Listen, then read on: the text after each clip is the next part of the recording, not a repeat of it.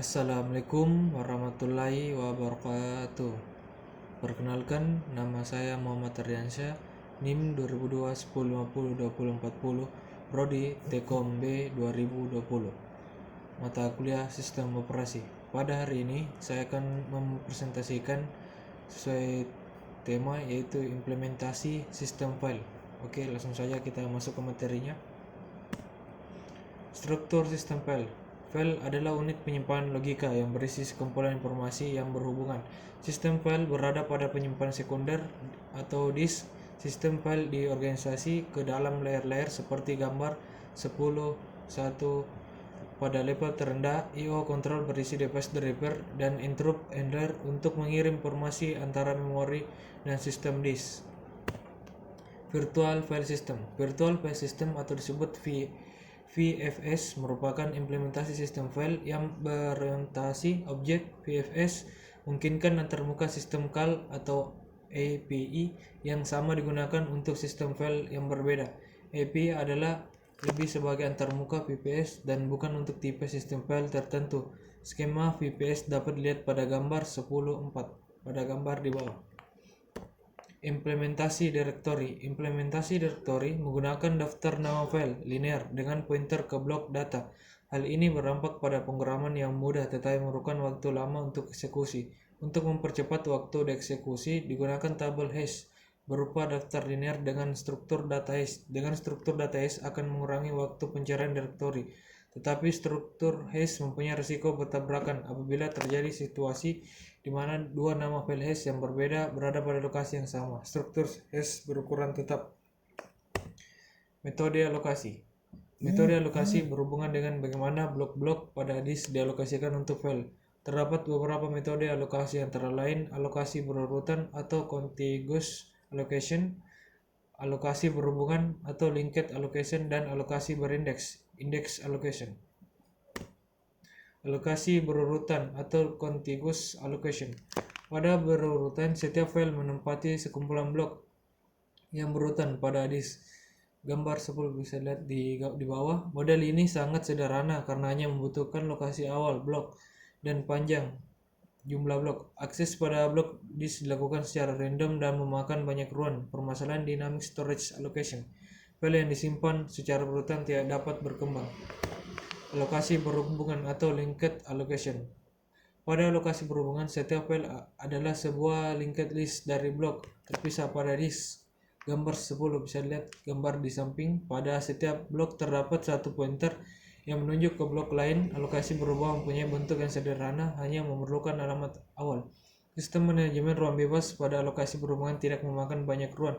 Model ini tidak menggunakan random access. Blok yang diakses adalah blok ke queue pada rantai link dari blok pada file. Perpindahan ke blok R tambah plus 1. Contoh sistem file yang menggunakan alokasi berhubungan adalah File Allocation Table atau FAT yang digunakan MS-DOS dan OS 2. Bentuk file allocation table dapat dilihat pada gambar 10.7. Alokasi berindeks atau index allocation. Pada alokasi berindeks merupakan tabel indeks yang membawa pointer ke blok-blok file yang lain. Akses dilakukan secara random, merupakan akses dinamis tanpa fragmentasi eksternal, tetapi mempunyai blok indeks yang berlebih.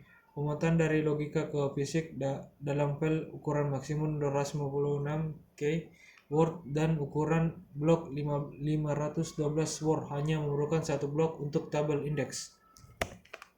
Manajemen ruang bebas. Daftar ruang bebas biasanya diimplementasikan sebagai bitmap atau bit vector. Vektor bit setiap blok dipresentasikan dengan satu bit. Jika blok bebas, maka bit bernilai 1. Sebaliknya, jika blok dialokasikan, bit bernilai 0. Sebagai contoh, misalnya disk dengan blok 2, 3, 4, 5, 8, 9, 10, 11, 12, 13, 17, 18, 25, 26, dan 27 bebas dan sisanya dialokasikan, maka bitmap dari ruang bebas adalah, bisa dilihat angka tersebut. Perhitungan nomor blok yang bebas adalah sebagai berikut: jumlah bit per word, jumlah nilai 0 word, plus offset dari bit 1 pertama. Pemetaan bit biasanya membutuhkan ruang tambahan, misalnya ukuran blok. Byte ukuran disk atau 230 byte 1 GB, maka N-nya 20 per 2 sama dengan 2 bit atau 32 K bit.